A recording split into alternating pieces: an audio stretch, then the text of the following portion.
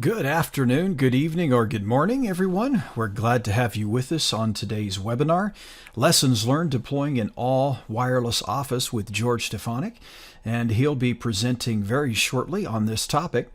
Before I turn it over to George and let him introduce himself to you and talk to you about this very important topic, just a quick reminder that all of our webinars are recorded and archived at CWNP TV on YouTube. So you can go to YouTube, search for the CWNP TV channel, that's all one word, CWNP TV, and you can find it archived there, usually within 24 hours of the webinar presentation. And all of our past webinars are also available there too. So today, our topic is a very important one because we're going to see more and more of this. This particular experience that George has had is in the healthcare industry, but we're going to see more and more industries moving toward all wireless or mostly wireless, and it's important to understand what we can learn from those who've already been there. We can gather from their wisdom very good insights about how to do it best ourselves, and I'm sure we'll be getting some of that good information from George today. Now, as you know, here at CWNP, we offer vendor-neutral certifications proving the individual's knowledge and capabilities related to various different levels of wireless technology support, administration, configuration, troubleshooting, analysis, and so forth. You can always learn more about our certifications by going to cwnp.com and clicking the certifications link in the menu bar. That's cwnp.com, click the certifications link, and you can get more information there. I also always like to point out that we have our forums available. If you go to the resources link, you'll see forums as an option, and that's a great place to get your technical questions answered that you might have related to wireless technology. Okay, so that's enough about CWNP. My name is Tom Carpenter. I'm the CTO here at CWNP, and I'm personally very glad to have George with us today. Again, George Stefanick comes from the environment where he's working in healthcare and doing all wireless. So it's not just all wireless. It's, in many cases, mission critical all wireless. And he's going to be talking to us about that today for a while. And then when he's finished, we'll have a brief time for Q&A. So, George, without any further ado, I'll turn it over to you, let you introduce yourself, and go ahead and get started. Great. Thanks, Tom. And welcome, everyone. In this session, we're going to be talking about lessons learned, the good, the bad, the ugly, deploying an all wireless office. So really glad to have everyone's attendance today. I'm a wireless architect for Houston Methodist Hospital. We're located in the Houston area. We have facilities around Houston and a large footprint in the Texas Medical Center.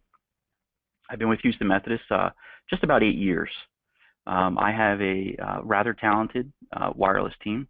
At Houston Methodist, we take wireless very seriously. We have a team dedicated just to Wi-Fi, and we're very privileged to have that opportunity here and to work for Houston Methodist. I hold vendor and vendor-neutral certifications. You can find me blogging on Aruba Airheads, my 802.11, which is my own blog spot, the Cisco forums. I spend a lot of time there as well. On Twitter, it's Wireless Guru with 3 S's, or my 802.11. I'm also a trainer at WiFiTraining.com, which is a authorized CWNP partner. You'll notice that I hold the VIP for Cisco 2012, 2014, and 2016, and as well as Aruba MVP. Wi-Fi has been rather interesting for me. It's been a rather cool ride, if you can say. It's taken me around the world, working on not just healthcare projects, but projects in Peru and Chile and other places. So very privileged to have that opportunity and experience. So to get started with it, so you can understand the whole dynamics of our network, we're not the largest healthcare system for wireless, but we're not the smallest. We have currently right now 11 wireless distributions. And if you ever watched any of my other presentations, this changes because I'm updating it for each presentation. So we're at 11 wireless distributions, which consist of 14 Wisdom 2s, 4 5508s, 2 8540s. Those Wisdom 2s we're going to be changing out to 5520s here shortly.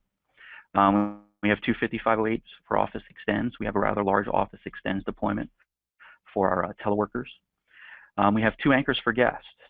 We have a rather large guest network here. In fact, we removed the acceptable use page about a year and a half, 2 years ago. So that was a very unique experience. As of this morning, we have 6,864 access points enterprise-wide. We have 25,000 current clients and about 50,000 daily connections. So what that means is on a given time period, we'll have 25,000 clients, but typically through a course of a 24-hour period, we'll have 50,000 unique clients. We have about 2,000 voice devices, which consist today of a 7925 Cisco phone, about 400 voice Vocera badges. Again, I mentioned about Office Extends. We have Cisco Prime, Cisco ICE, MSE, and we have a location-grade design. If I have any friends that are listening in who are healthcare, a lot of these devices will seem very familiar to you. This is just a small subset of devices that we manage here at Houston Methodist on the Wi-Fi network. In fact, if I had to put all the devices, we'd probably be 3 or 4 slides deep. Everything from cardiac imaging, mobile carts to EMR, mobile ultrasound, infusion pumps. We have, obviously tablets and laptops. We have iPads where we're doing video for folks that are deaf or speak a different language. We're able to communicate to those folks. We even have mobile robots. Wi-Fi is a very interesting thing, and it's not a fad, right? It's something that is here to stay. And if you look at just last year, from January 2015 to January 2016, on a daily, we've increased 5,000 clients. 5,000 clients, and we're interested to run those numbers again come in 2 months to see where we're at number-wise. But so daily connect, 5,000 increase. So this number is increasing. And I think, obviously, we're not alone. A lot of enterprises are seeing this. A lot of healthcare is seeing this. They're dedicating resources to Wi-Fi. And this is why the all-wireless office is an important topic for today. I'm often asked, what does a wireless guy look like? Or, who is a wireless guy? And it's that guy right there. He's in the weeds. Wireless takes the engineer out of the cube. Let's think about that for a moment. When was the last time, the firewall guy needed to talk to Nurse Betty? Or, for example, the server guy had to talk to Dr. John. It doesn't happen. However, the wireless guy, when Nurse Betty and Dr. John have a problem, the wireless guy is out interacting with those individuals. And we're in the weeds. We don't have the luxury of just plugging in a cable and knowing that it's going to work. There's so many factors in play, and I'm going to share a lot of those today with our deployment of the all-wireless office. You're also going to notice that's my first CWNA book. I'm a big fan of CWNA. I think Tom and the folks over there are doing an outstanding job. That CWNA book is indeed tied together with duct tape and has some old notes on there. It still sits on the shelf today. It's something I'm very proud of. In this presentation, the goal for this presentation is to take away 2 things you didn't know before. And then the next 45 minutes or so was a success. And let's start with, what does Wi-Fi stand for? Most folks will think wireless fidelity, but actually, Wi-Fi doesn't mean anything. It doesn't stand for anything. It's not even an acronym. That's right. It has no meaning. So next time you look at Wi-Fi, it's not wireless fidelity, and this comes from the founding member of the Wi-Fi Alliance. So I think I'm ahead. Of the 2 things, you got 1. The last 5 years, Wi-Fi engineers' roles have changed. We're no longer just deploying access points and looking at RF and RSSI and signal levels. We're now in the trenches with BYOD, Internet of Things, ICE, ClearPass, wayfinding, and more. And as these roles expand, more and more of these technologies are going to be put on the wireless network. And it just gets us more and more involved. Some quick comments that I think are very important. Users are quick to blame your Wi-Fi network if a crappy application or device doesn't operate to their expectations. And that's the truth. You can have a bad application or a network problem that's not necessarily related to Wi-Fi, but Wi-Fi gets the black eye. And also, the connection between the Wi-Fi client and the Wi-Fi access point is only a small part of the overall network communication. But in terms of Wi-Fi reliability, it's the most important. Think about that for a moment. Our access points are tied to switches, which are tied to routers that go over the internet. But for Wi-Fi, the most important piece for us is that connection between the client and the access point. And that's where we sit as Wi-Fi engineers, and that's why we're in the weeds. We need to understand all those fine, minute issues and problems that impact wireless reliability. So let's dive into wireless network designs quickly. And these were some things that we as a team here at Houston Methodist considered when we did our all wireless deployment. First, we needed to define the requirements. What are the user requirements, the device requirements, application requirements? Are we looking to do data, voice, and location there? What about high density? Obviously, it's an all wireless environment. And friends, remember, when I say all wireless, there are no cables for backup. So if an access point goes down or if a controller goes offline, it's very impactful. Users don't have a cable to plug into. So it is truly an all wireless office.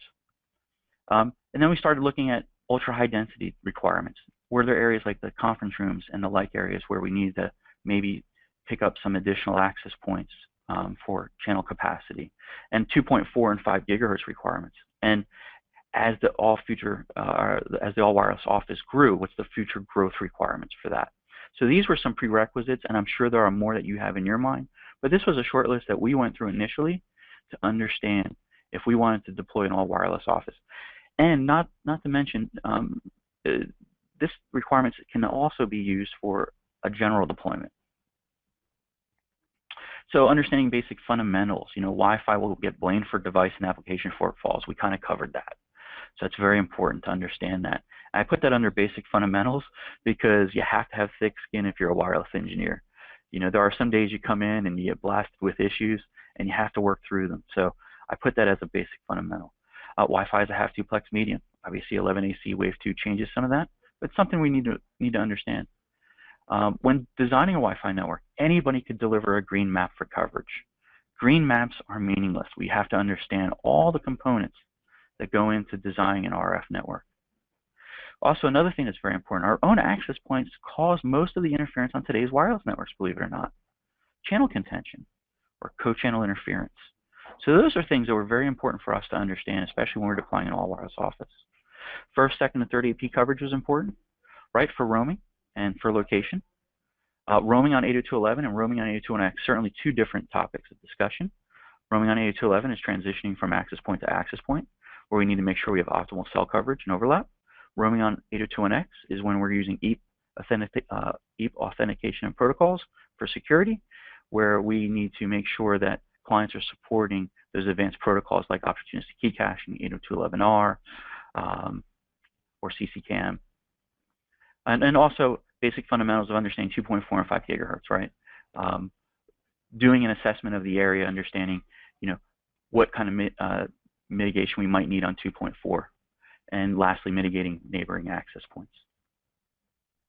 There's a difference, and we certainly considered this in our all wireless design, and as well as our overall design, was hallway placement access points. There's a difference between a hallway design and placing access points in the hallway. And my friend Jake made that very clear on a conversation that we had not long ago. And that's a true statement. When you actually deploy access points as a design in the hallway, it's a bad thing. You can actually see the access point on the left. The RF runs down the hall, whereas that same access point placed in a room, and this is real RF, friends, that you're looking at. Those red dots that you're seeing on here is with air magnet. These are rooms that we actually clicked in to take these RF readings. And you can see I can use the walls as attenuation points, actually preventing the RF, the co-channel interference, from running away, if you will. So these were things that we also considered in the wireless office, as well as our fundamental basics in our overall designs. What you're looking at here, again, talking about some basics, is access points at different power levels. First AP coverage, second AP coverage. My team here at Houston Methodist, when we actually design a network, we put it through all of its paces. We just don't go out and design a network and then turn it up and then walk away. We're looking to make sure we have optimal coverage. So this is just one floor that you're going to notice that we did power assessments at 14, 11, 8, 5, and 2 dB, and you can see those changes there. First AP coverage on the top and second AP coverage on the bottom. Most folks may see this or understand that, but maybe never have actually seen the actual data. So here it is firsthand. And then same thing at 14, 11, 8, 5, and 2 dBm. You're going to notice that our third AP coverage, you can see that, and noise there is on the second row. And then we have our SNR levels, obviously single noise ratio levels. And then we have our contention. You're going to see here at the different power levels where how impactful the CCI was on the base of the channels that we did for our design. So again, very rich information, a lot of tools out there that support this. This happens to be Air Magnet, and that's what we use here.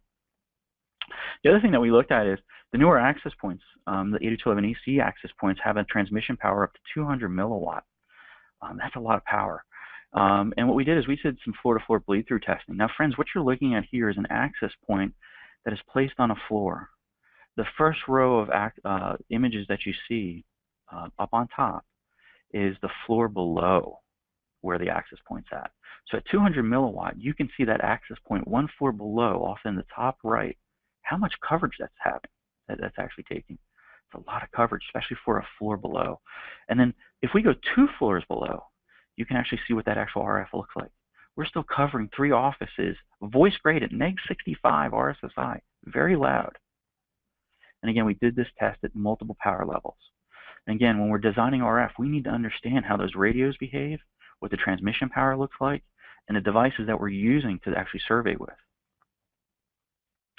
So what was our approach, and why did we do an all-wireless office? Now, I coined all-wireless office as AWO.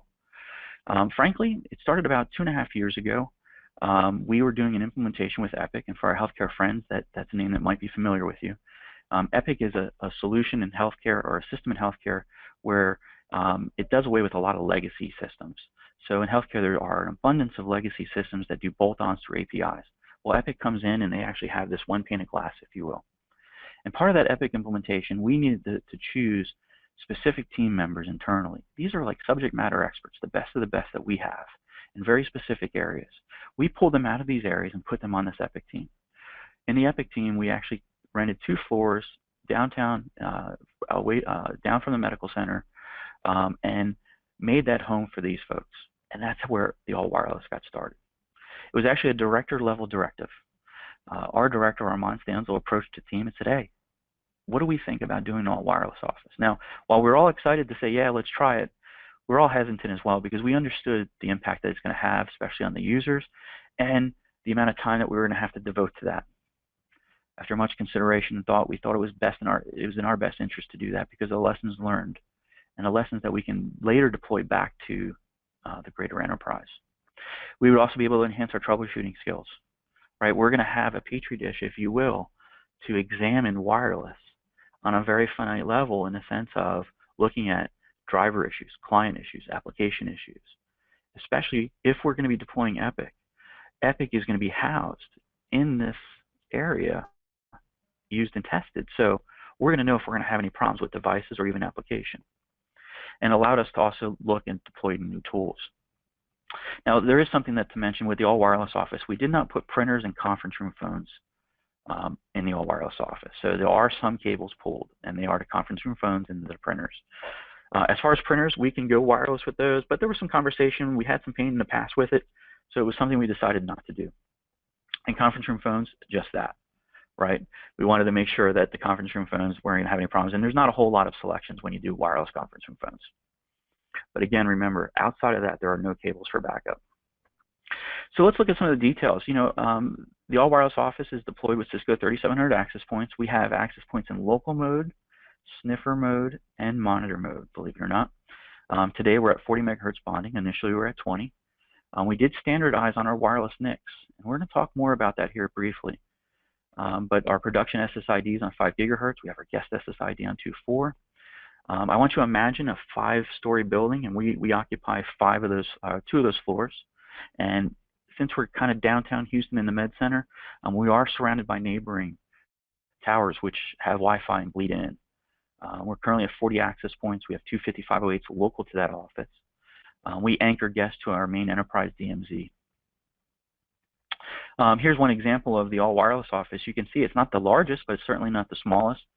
This is actually some of the site survey data that we collected there, and you can look at, you know, the channel interference on the bottom left. You can see the path that we've taken. We got into every room, sometimes multiple times. You can look at the signal and SNR and channel bond. So this is all very rich data, but you can see from the floor print, we occupy about 300 users on both floors, so 150 users about per floor. So what are some initial challenges in deploying an all-wireless office? First and foremost, user perception. I can tell you that you have some users that are negative Nancy, if you will, and that are everything's a wireless issue, and then you have some users that don't have any issues at all. So user perception was very important, and that was one of the challenges we needed to overcome. 2, management buy-in. We knew from the gate, out of the gate, that we might have issues, and these issues would be escalated to upper level management. We needed to have their buy-in that the complaints would not be, okay, pull a cable, we're done with this, because then we would have failed. And management buy-in was so critical for us, and it's gotten to that at one point in time where, hey, we're having so many issues, do we start to pull cables? And management supported us and said, no, we need to work through these issues because it's going to allow us to be successful in the greater enterprise. So there was a rocky road there for about 2 to 4 months where we had some challenges, and I'm going to share each of those challenges with you in detail. Other challenges was staying in front of the issues, being visible to users. When users are on an all-wireless network and they're getting disconnected, you have to be in front of those issues. You can't walk away from those issues. If you do, you're not going to be successful. You have to take all concerns from your wireless users seriously, especially if you're in an all-wireless office. Because if you don't, there's some underlying issues where somebody might get that one disconnect, 20 other people are getting it, but they're not saying it. They're just dealing with it. And a lot of times when you deal with that one single issue, you sometimes will find underlying issues as well. So take every concern seriously. Document it, share it with the team, understand, and start to resolve. Speak to the issues in a way that users can understand. You want to make sure your users know that you're in it with them. It's so important. Because if you're just ignoring them and you're not telling or maybe giving them some resolution, we even go to the extent is that if we have a problem, whether it be wireless or even an application related, we take the time and explain that to that user. Whether or not they may not want to hear it or not, but we still take that time and explain to them that this was or wasn't a wireless issue. We copy users on back and forth emails at times, not all of them, but if we start to have application issues and that we know that it's not a Wi-Fi problem, I want the user to see that. Right? Because again, we have those negative Nancy's. We ask for feedback. I often tell users, it's okay to call my baby ugly, right? This is our baby here, and if we're having issues, we need to know. Because some people are timid, they see the amount of time that we're putting in there, and all right, they disconnect 2-3 times a day, they just deal with it. But we want to understand firsthand and see that feedback. Also, keep management in the loop so there's no surprises.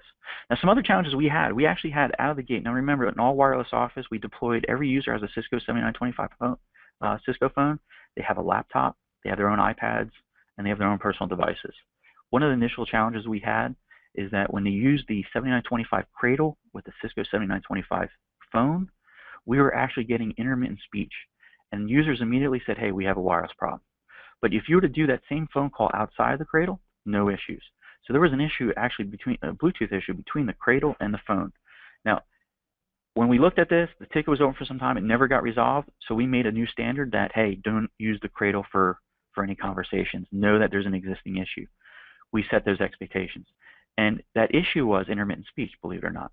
We did packet captures, and we would see the frames repeat and come out, but we would not there would still be intermittent speech. So we knew that there was something tied with the cradle and the phone. We had some Cisco or Intel issues with the drivers, and again, we're going to talk about that more in detail. Distinguishing Wi-Fi issues from application issues. That was very important. We're at a point now when a user has a problem in the all-wireless office. They're able to distinguish, based on training that we provided, is it a wireless issue or is it an application issue? And we did that very simply by, hey, I can't get to my application. All right, well, open up another window. Can you get to the internet, for example? Okay, you can. All right, it's not a wireless issue, right? So those are some very basic things that we've done.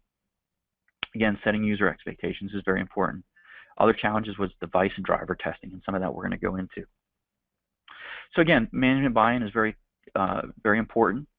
We had initial user apprehension, right? It was high because we were going to an all-wireless office. Management knew that. Communication was key to our success, voicing our issues and any bugs and concerns that we found to management. Staff education. Having an all-wireless office, you need to have a team that's going to support it. If for any reason you think that you're just going to throw up access points if you build it, they'll come. They will come, but they're going to come with issues, I can assure you. You're going to have staff educated. And I can tell you, the staff that I have here, Gina, Manny, Gustavo, dedicated Wi-Fi engineers to the cause, can fully understand reading frames, troubleshooting the basics, all the way up to advanced. So we were very fortunate to have staff that was educated that could remediate issues in the all-wireless office. So again, part of that is also a solid foundation deploying an RF, the ability to communicate to end users, how to capture and read 802.11 frames, because you're going to get blamed, right? And you need to understand what those frames look like. So other things that we looked at too that I think that are very important is the access point placement. When we did the initial design, we put all of our access points in the ceiling. I mean, that's typical, right? But one thing that we found was that clients will gravitate towards APs. And that was very challenging for us. So when we started looking at some of the access points, we had higher density on some APs rather than others. And while that didn't cause an initial concern, because a lot of these users are just creating just web browsing traffic, which is burst traffic over the Wi-Fi network, but more importantly, we wanted to see and optimize that. And some of the things that we looked at was taking some of the access points in the ceiling and actually putting them under desks. And also transmission power, taking those APs and powering them down a lot lower to make the area of coverage more enticing to clients. So effectively, because clients dictate that, right? Clients are going to dictate what access point they go to through initial association as well as roaming. So by manipulating the placement of the access points and manipulating the power of the access point, it allowed us to effectively trick the client to say, you're going to kind of stay in this area, if you will. Now, interestingly enough, we don't subscribe to band select or band steering. While those solutions do work, we wanted to make sure our configuration was as simple as could be. So if we had any problems, we didn't want to have to go back and start troubleshooting. Maybe it was a band select or band steering problem. We wanted to look at issues in the very plain Jane type of configuration. So we were very creative on our access point placement. We wanted to limit CCI, and by doing that, we were able to take the RF by placing access points under desks, for example, and getting creative in our placements. We were able to limit co-channel contention and interference from that. Part of that, too, is disabling lower data rates. Currently, today in the all-wireless office, we have 12 mandatory, and the rest are supported. So let's talk about the meat of the issues that we've had in the all-wireless office. I can tell you the meat of the issues is client-related. We had a mental checkbox. The mental checkbox was, we know that the RF coverage was fine. We designed it. We had no coverage issues. The devices we were using showed strong RSSI. Our tools showed strong RSSI. We limited our co-channel contention by being very selective with our channels, turning off 2.4 radios where we needed to. We were using Uni 1 and Uni 3 channels on 5 gigahertz. So we looked at our configuration on the controllers, optimal, very plain Jane. We did device testing, roaming's working. We did countless calls. We even did some calls, and I have an image here where we loaded up an access point, a single access point with upwards of 35 or 36 concurrent phone calls. And I have some pictures that I can share. So we knew that as far as we were concerned, the RF environment was as good could be. So when we started deploying the all-wireless office, we started getting problems. And one of the things that we found, and I think a lot of us agree, that 80% of the issues today on Wi-Fi are client-related. Many of you might know the name Lee Badman. He mentioned something that, it's just assumed that if you have a wireless problem, it's a wireless client issue. And that's true, because if you have a mental checkbox and everything else, there's been no down access points, there's been no changes to the network, RF is still the same, and someone calls in with a problem, you can almost move on to, all right, let's start looking at the client issue.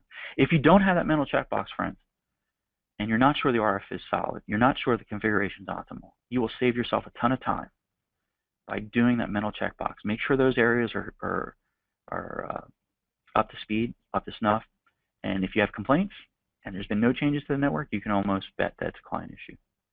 But at Houston Methodist, we've done something years ago, and it was very helpful for us in deploying the all-wireless office. We standardize on our wireless NICs. If you purchase laptops, Lenovo's, Dell's, HP's, for example, you have an option when you purchase. You can purchase Broadcom, sometimes Realtek, and Intel. The Intel NICs are a little bit more expensive than most, but by standardizing on a NIC, it allows you to really focus and dive deep with that one specific NIC and drivers. And that's what we've done, and it's something that we've put in place many years ago. But one thing we noticed when we did the all wireless office, we didn't do a good job of updating drivers.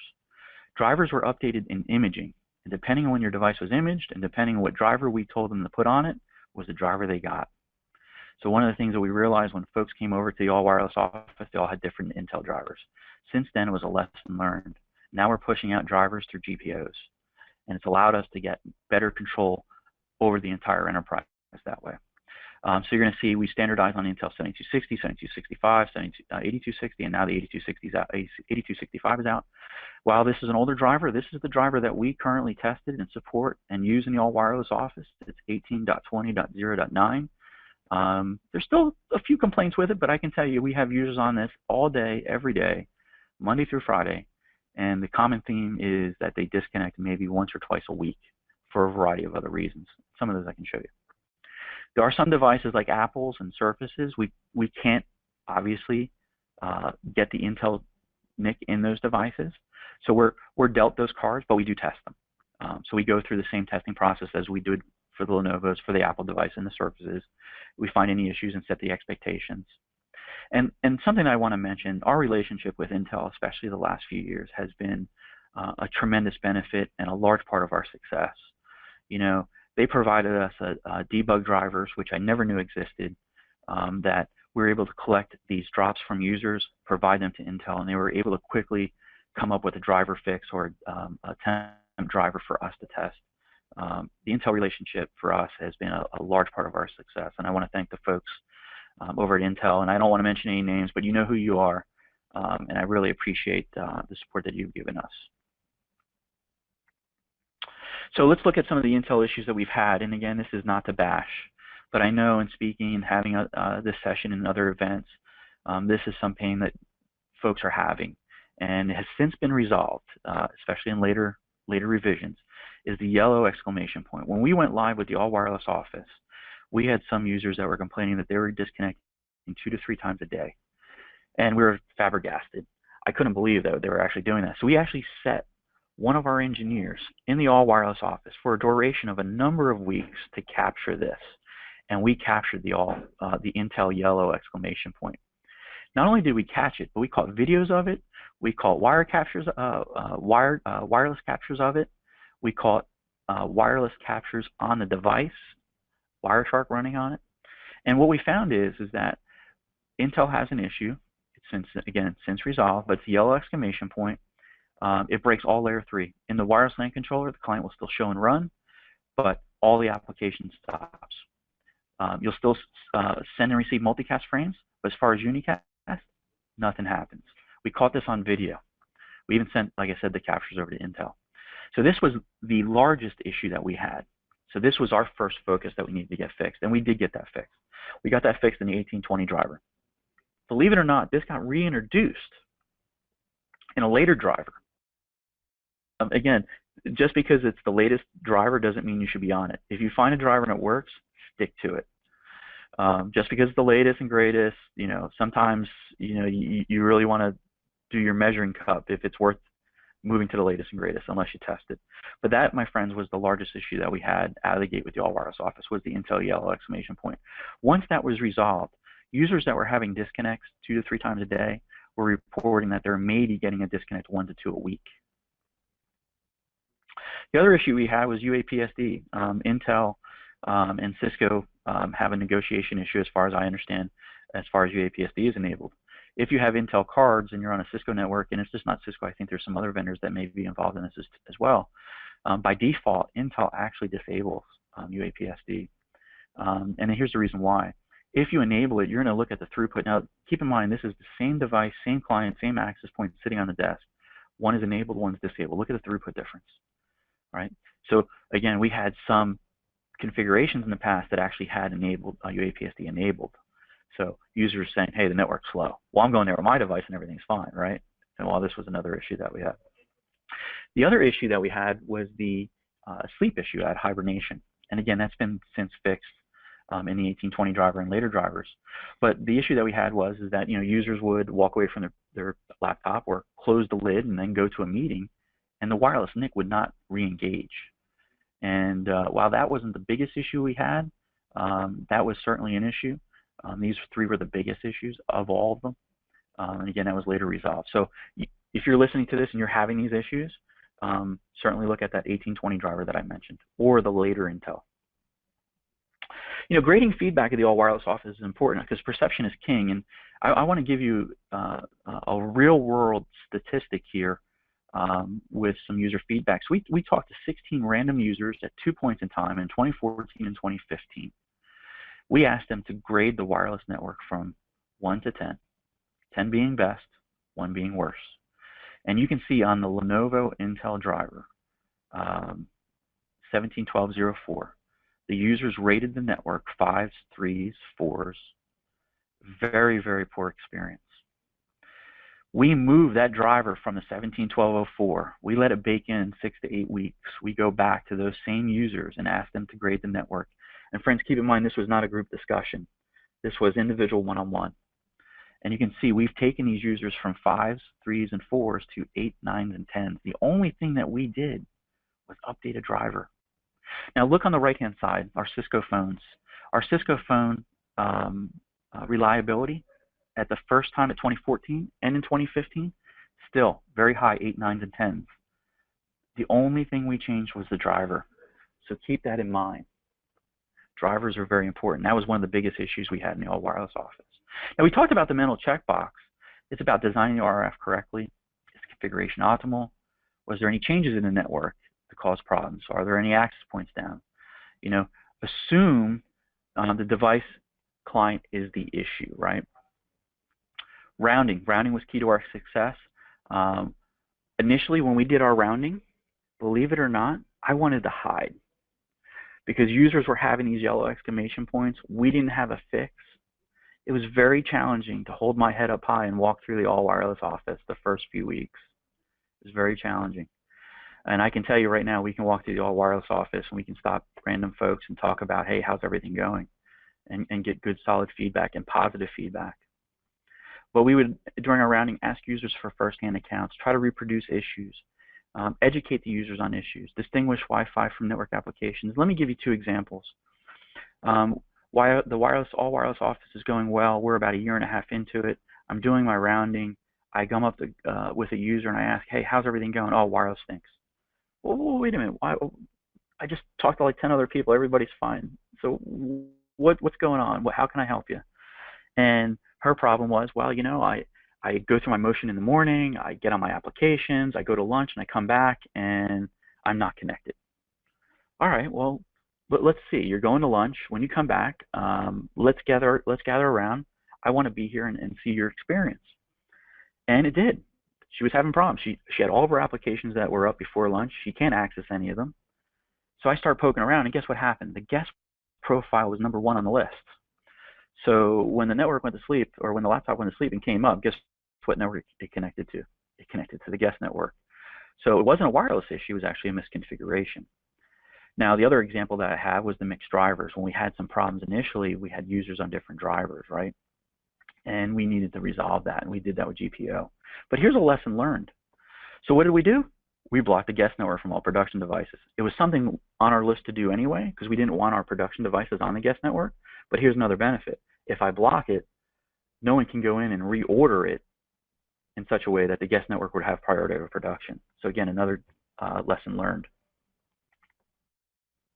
One of the things that we did in the all wireless office too is we actually set up a 2.4 legacy production WLAN and a 5 gigahertz production WLAN.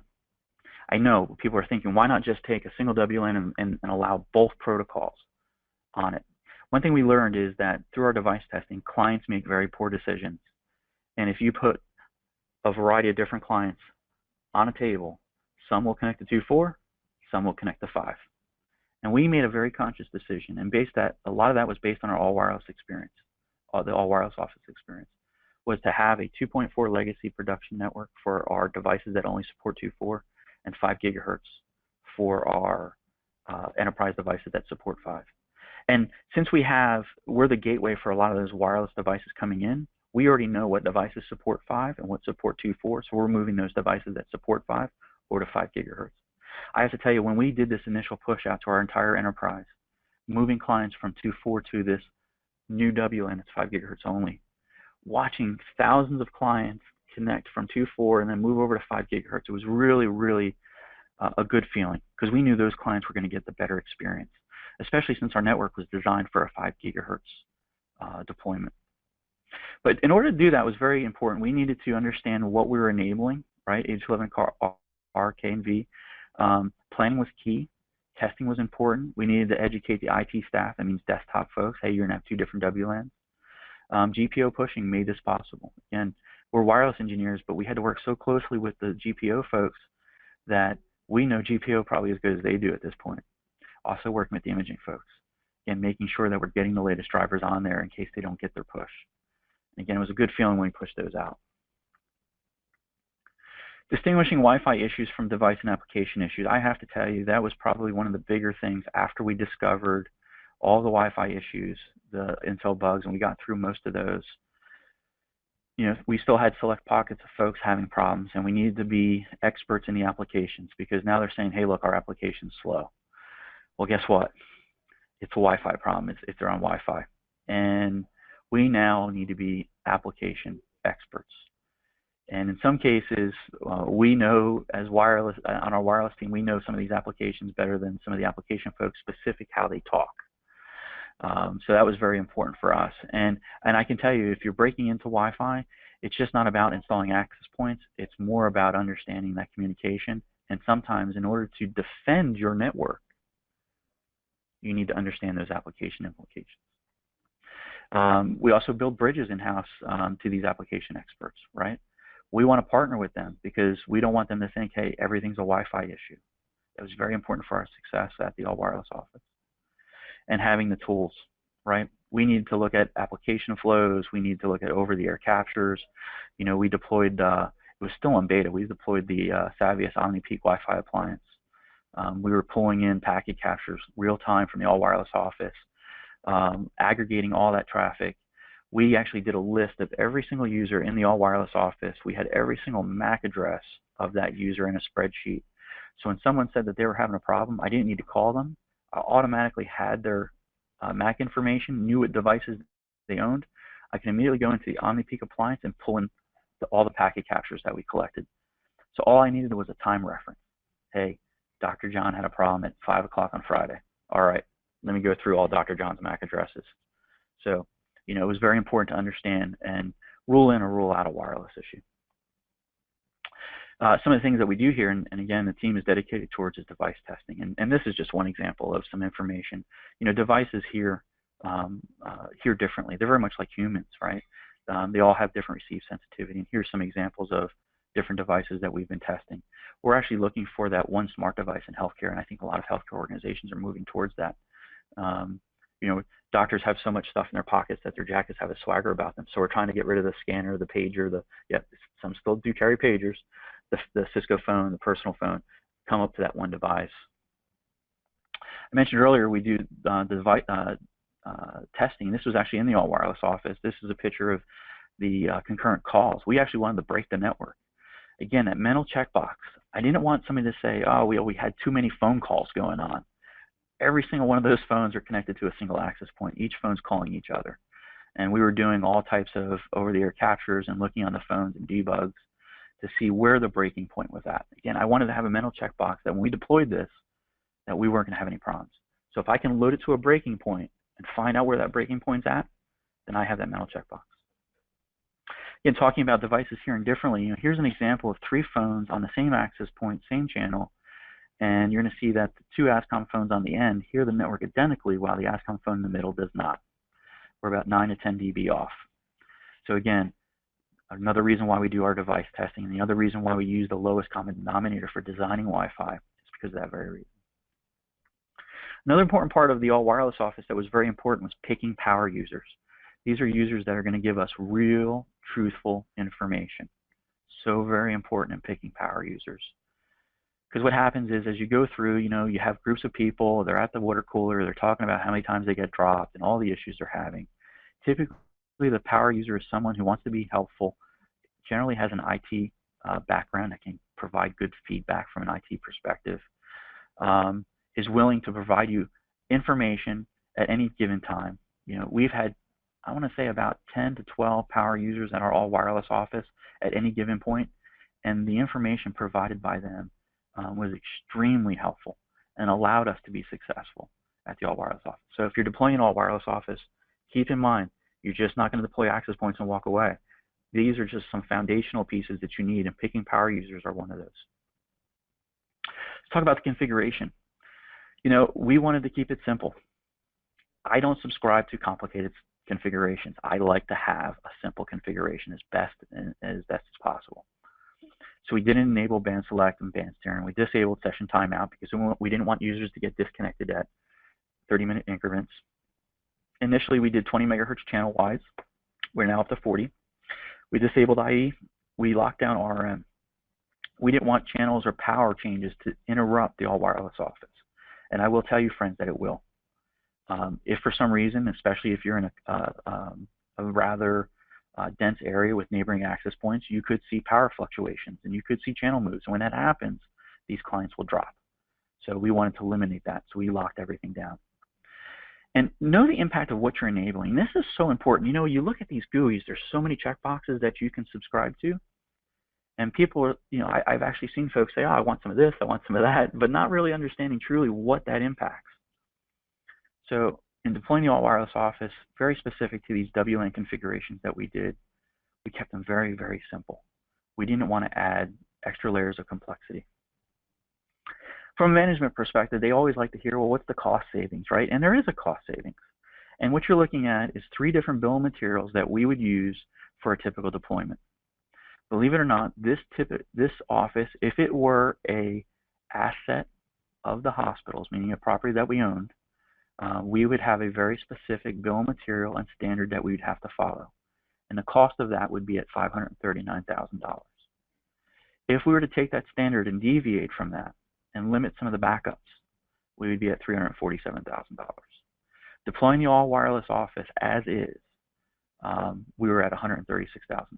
This is, obviously, you don't need as many switch ports, you don't need as much power, you don't need as much infrastructure and cable costs, and a large part of this is cable cost. And then, obviously, your bill of materials are going to be different. There might be 1 or 2 items that you might add or take out, but there is a significant cost savings in doing AWL. So taking what we learned at AWL and deploying in the greater enterprise, this is where we've actually taken, for example, I shared with you GPO pushing.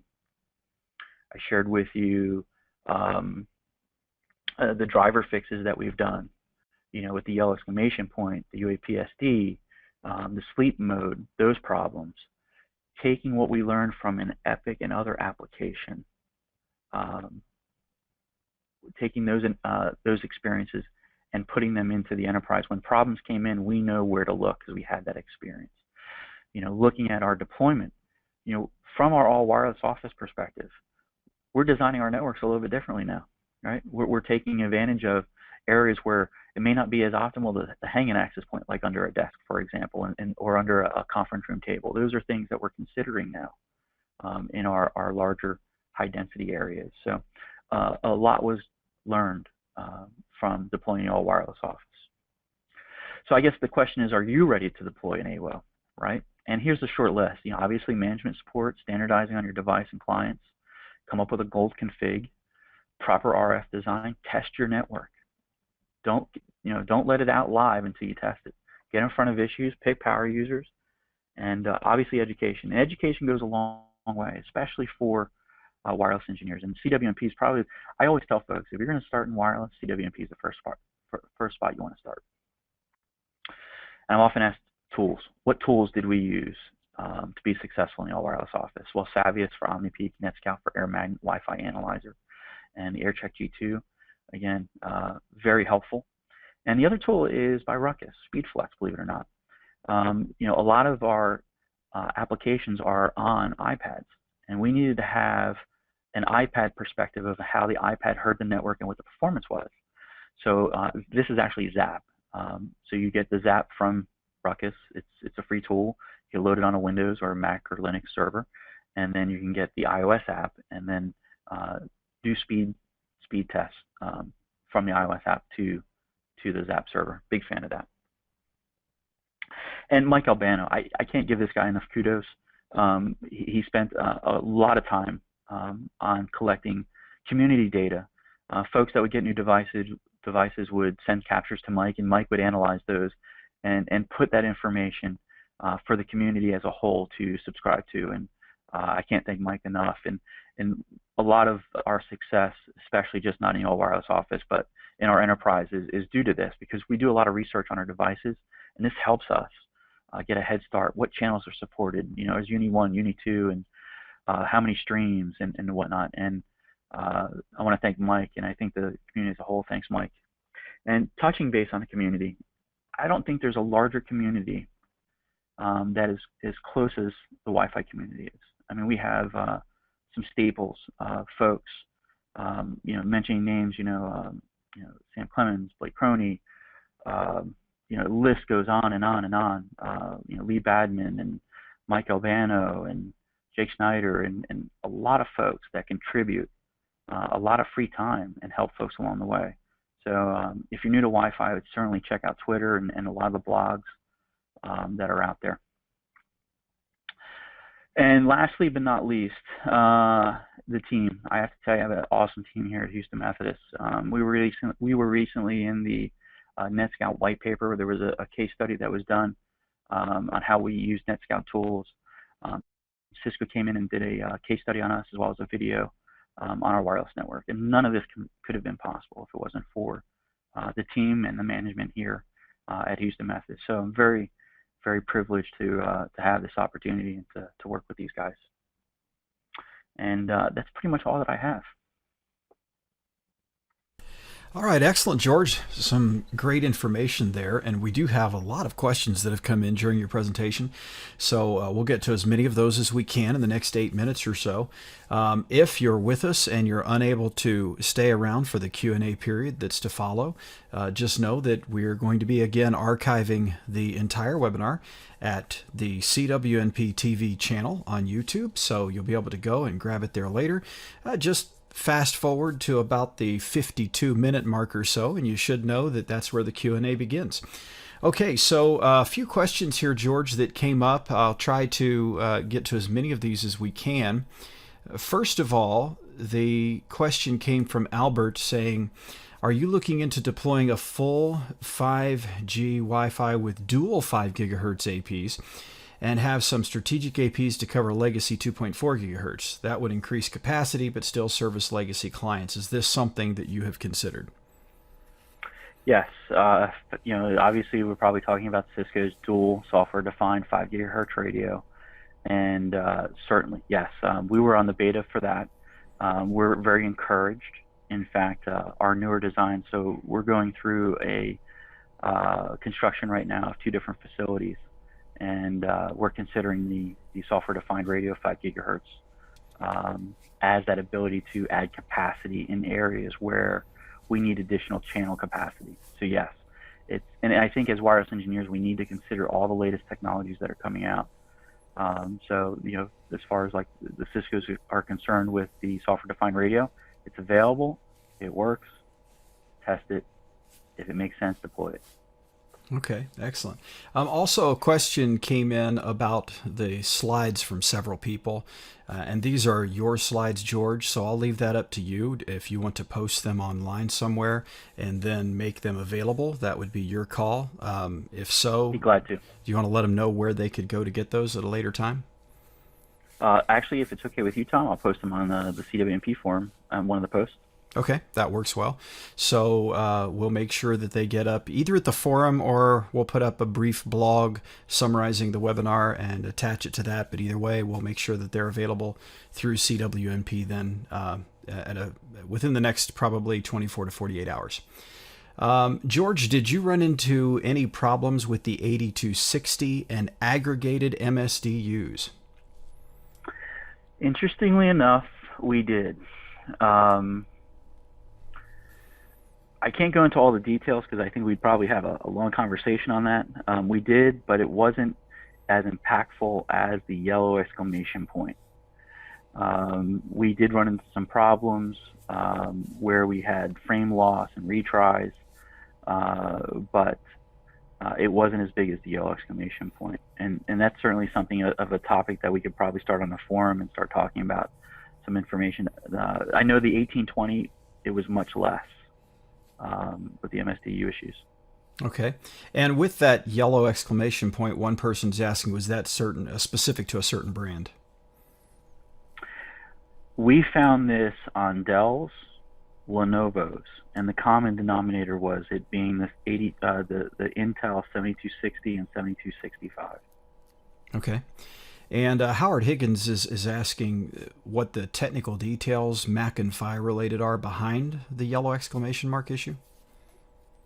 So it's interesting because Intel didn't go into great detail.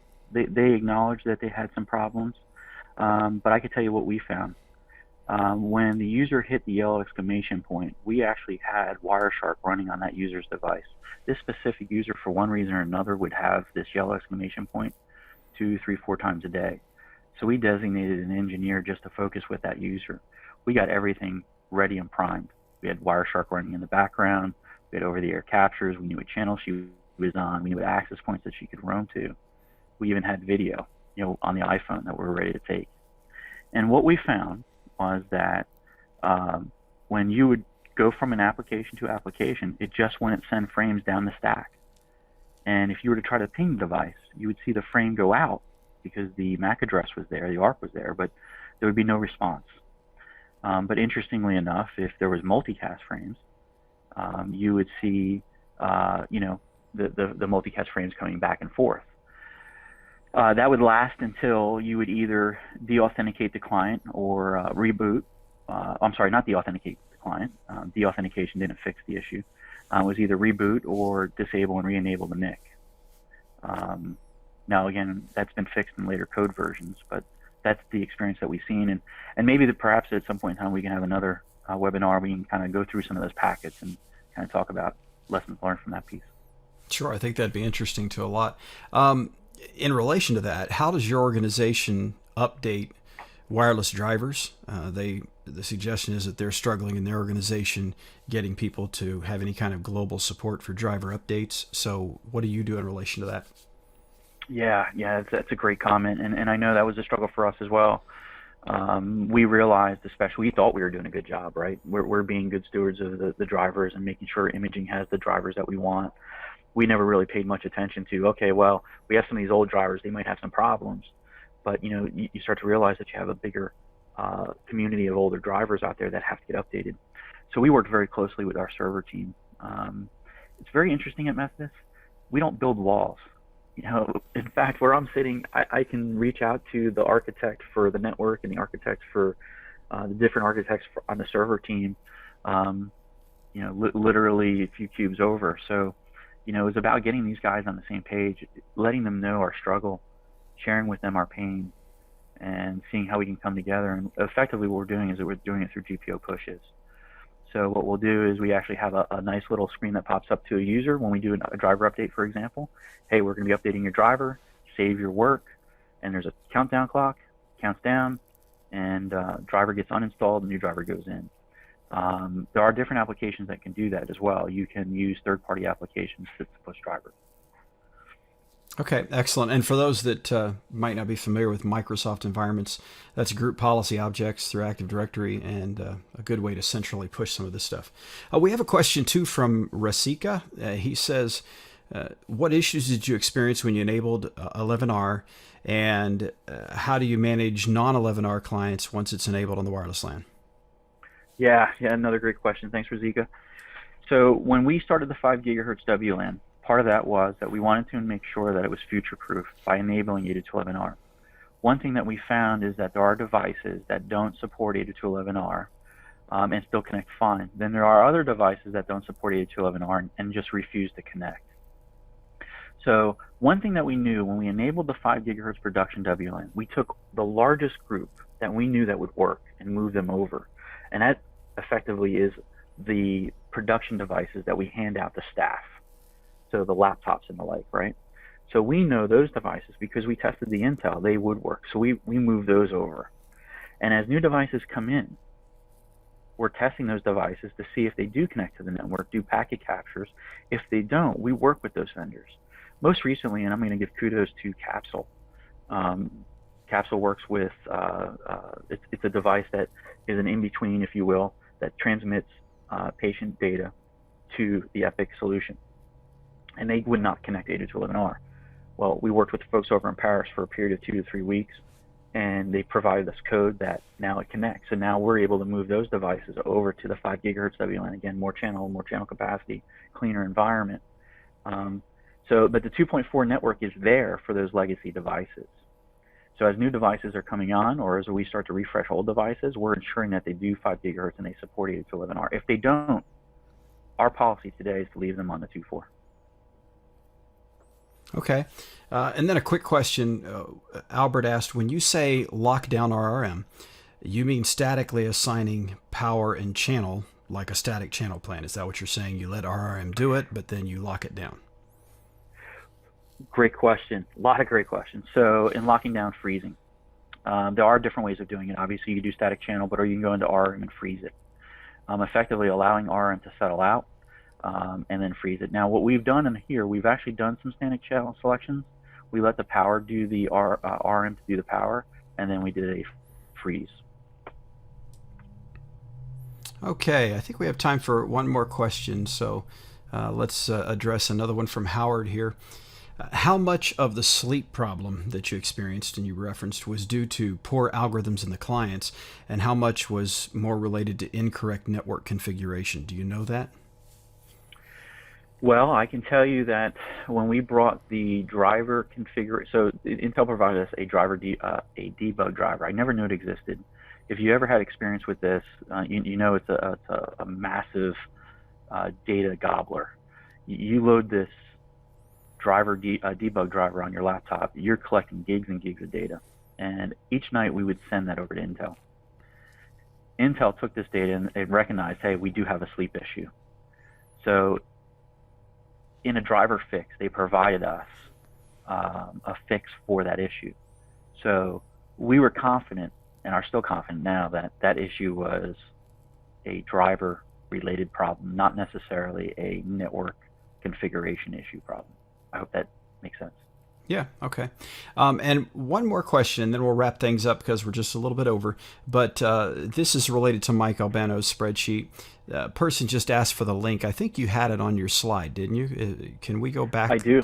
There you go. Yes, sir. It's right so there. As we wrap things up here, we'll leave that there. It's a nice long URL. So what I would suggest instead is do a search for Mike Albano and clients, and you'll find several blogs all over the internet, including his, that will link to this. So that's going to be probably the easier way than trying to jot down that entire URL. Though once we get the slides and make them available at cwnp.com, you'll be able to get it from that as well. So, George, there were more questions, but I think with a topic like this, we could probably stay here for another hour just doing Q&A. And the reality is we probably need to have you back sometime and talk some of the more technical side of things, because people certainly are expressing interest. So we'll just try to plan for that sometime in the coming months. And I want to say a huge thank you for coming on. It's a big help to us here at CWNP to have somebody like you come and share with our audience some of this important technical information, and hopefully you enjoyed being with us. Yeah, thank you for the opportunity. I appreciate it, Tom.